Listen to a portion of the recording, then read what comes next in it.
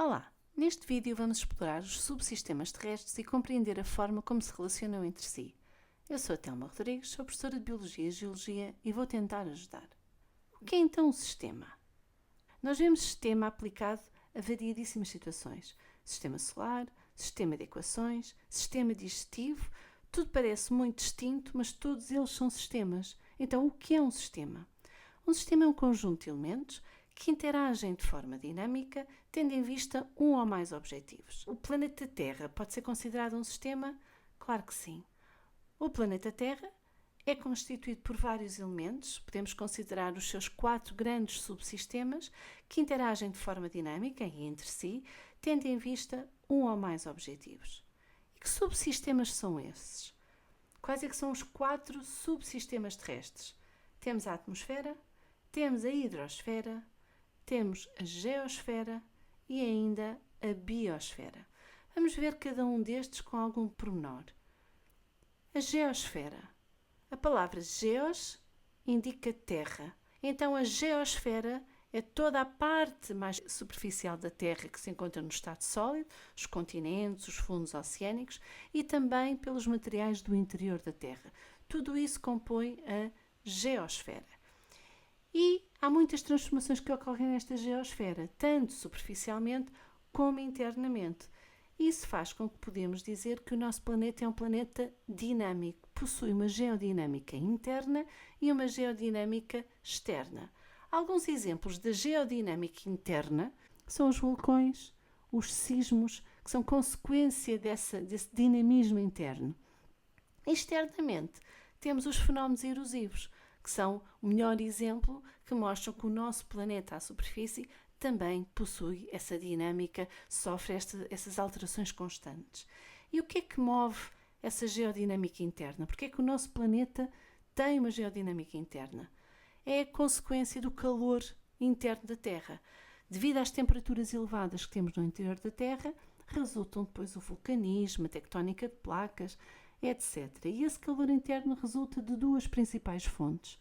O calor remanescente da formação do planeta, que está lá desde que o nosso planeta se formou, no momento em que ocorreu a acreção e a contração gravítica, e da energia libertada pela desintegração de elementos radioativos ao longo do tempo, que ao libertar calor, contribui também para este calor interno.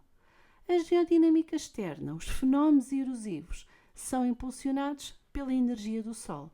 É o Sol que promove a evaporação da água, dos mares, lagos, rios, acumula o vapor da água nas nuvens, que por fim vai dar a precipitação, e as chuvas, como sabemos, são um dos principais agentes erosivos. Também o Sol é responsável por aquecer mais ou menos o ar, o que faz com que essas massas de ar distintas, quentes e frias, provoquem a deslocação do ar e provocam a formação do vento, o vento outro agente erosivo. Olhando agora para a biosfera, o prefixo bios quer dizer vida. Logo, a biosfera é toda a camada de vida do nosso planeta. É a camada superficial da Terra que é capaz de suportar vida, todos os seres vivos, todas as relações que se estabelecem entre eles e os outros subsistemas da Terra. Se virmos agora a atmosfera, atmos quer dizer vapor, então a atmosfera é a camada gasosa do nosso planeta, onde estão os gases e os vapores do nosso planeta. E qual é a composição química atual da nossa atmosfera? Ela é maioritariamente constituída por nitrogênio, cerca de 78%, uma grande quantidade de oxigênio, cerca de 21%, uma pequena fração de dióxido de carbono, temos também argão e depois outros gases remanescentes que existem na nossa atmosfera. Mas será que a composição química da atmosfera terrestre foi sempre a mesma ou evoluiu ao longo do tempo? Como é óbvio, ela foi evoluindo. Ela no início era uma composição rica em dióxido de carbono e outros gases redutores, como o metano, resultantes de uma intensa atividade vulcânica, e o dióxido de carbono e esses gases, ao longo do tempo, foram diminuindo a sua concentração na atmosfera. E há aqui um gás que não existia no início, só aparece mais tarde, foi o oxigênio. E porquê é que será que aparece o oxigênio ali, aproximadamente, pensa-se, aos 3.500 milhões de anos? Porque foi quando apareceram os primeiros seres fotossintéticos. Pensa-se que as cianobactérias, ao começarem a fazer fotossíntese, terão começado a libertar então o oxigênio para a atmosfera. É engraçado vermos que atualmente o oxigênio é um gás que é muito importante para uma grande maioria dos seres vivos, que necessitam do oxigênio para produzir energia, para viver. Nem todos, porque temos seres vivos que não dependem e nem precisam desse oxigênio, mas grande parte precisa. Mas ele aparece por consequência da vida, portanto foi a vida que permitiu que existisse oxigênio. E este oxigênio ainda traz outra mais-valia, porque quando ele se começa a acumular muito na atmosfera, permitiu a formação de uma outra molécula, O3, que é o ozono, que, como sabem, tem um papel protetor também para a vida no nosso planeta. Isto leva-nos às principais funções da atmosfera terrestre. Uma das mais importantes é o principal regulador do clima. Porquê? Porque ela é responsável pelo efeito estufa. O efeito estufa cria-se devido aos gases que existem na troposfera, gases que são denominados mesmo gases de efeito estufa, que têm a capacidade de reter a radiação infravermelha. E isto é essencial para termos vida na Terra. Obviamente que se estes gases de efeito estufa, a concentração for cada vez maior, devido à combustão dos combustíveis fósseis, faz com que haja mais captura deste calor, aumenta o calor que é retido, a temperatura aumenta e com as consequentes alterações climáticas que daí advêm. Outro papel importante da atmosfera é o papel protetor da camada do ozono. Ela protege a Terra dos efeitos da radiação solar, tanto que quando a camada do ozono apareceu, permitiu que a vida deixasse de estar apenas localizada nos mares, debaixo d'água, para poder colonizar os continentes. Isto foi um aspecto evolutivo extremamente importante, só possível com a camada de ozono, que filtra, não deixa que grande parte da radiação ultravioleta chegue à nossa superfície. E por fim temos a mesosfera, que é importante porque protege do bombardeamento de meteoritos ou provoca a desintegração de meteoros. Falta-nos falar da hidrosfera. Como o nome indica, hidro é água, portanto a hidrosfera será a camada que compreende toda a água no estado líquido e sólido do nosso planeta. E porque não estou a dizer a água que está no estado gasoso, porque essa pertence à atmosfera. Portanto, é a água que existe nos oceanos, mares, lagos, rios, aquíferos, gelo, etc. Podemos mesmo chamar de criosfera a toda a água que se encontra no estado sólido. Embora o nosso planeta seja conhecido como planeta azul, a água não está distribuída toda da mesma forma, nomeadamente no que diz respeito à água doce e à água salgada. 97% da água do nosso planeta é água salgada, contida nos oceanos e mares, e apenas 3% é água doce. E desta água doce, cerca de 79% está congelada, está nos glaciares e nas calotes polares, 1% está à superfície e cerca de 20% está nas águas subterrâneas. Isto para alertar que, embora tenhamos muita água no nosso planeta, apenas uma pequena fração está disponível para o nosso consumo.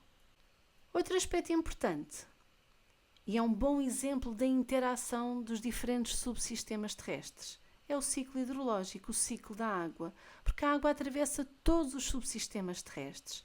Ela está nos mares, nos oceanos, por evaporação e por evapotranspiração vindo também dos seres vivos, vai para a atmosfera, na atmosfera condensa, ao precipitar volta ao solo, aos continentes, aos mares, pode ser utilizada pelos seres vivos ou pode infiltrar-se na geosfera. Portanto, aqui vê-se um bom exemplo da interação dos diferentes subsistemas. Para além do ciclo da água, que outras relações é que se podem estabelecer entre os diferentes subsistemas terrestres? Vejamos então a atmosfera e a biosfera.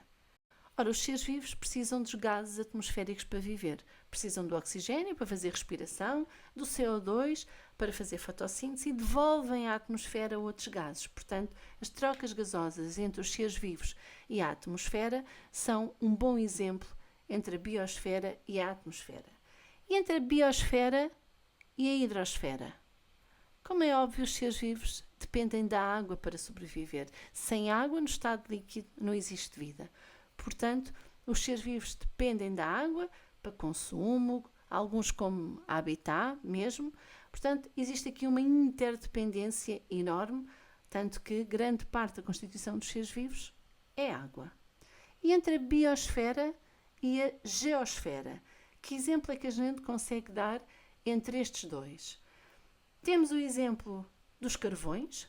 Os carvões são rochas que se formam a partir de restos de plantas da biosfera, portanto é um bom exemplo, uma interação entre a biosfera e a geosfera. Os seres vivos, por suas vezes, também podem alterar a geosfera, provocando, por exemplo, erosão. Também a geosfera possui sais minerais, que muitas vezes vão para a água e a água com os sais minerais vão depois fazer parte dos seres vivos. Portanto, aqui mais um exemplo destas interações. E agora entre a atmosfera e a hidrosfera. Esta é fácil, basta recordar o ciclo da água e vemos que a água evapora, transformando-se em vapor de água, que vai constituir a atmosfera, e a precipitação da água, obviamente, vai fazer com que a água que estava sob a forma de vapor na atmosfera volte para a hidrosfera. Entre a atmosfera e a geosfera, temos o exemplo do vulcanismo.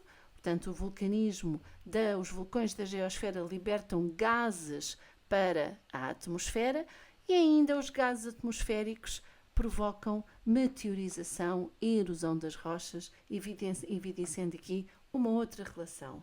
Por fim, entre a geosfera e a hidrosfera, temos os minerais que existem nas rochas e que passam para a água, nomeadamente em águas termais, e ainda o facto da hidrosfera ser também ela um modulador da paisagem, provocando a erosão das rochas e, por isso, podendo aqui influenciar também a geosfera. Como é visível, estes subsistemas fazem parte de um todo, estão interrelacionados e, de certa forma, interdependentes. Eles dependem uns dos outros e um desequilíbrio num deles pode provocar um desequilíbrio nos restantes. Ficou percebido? Espero que sim.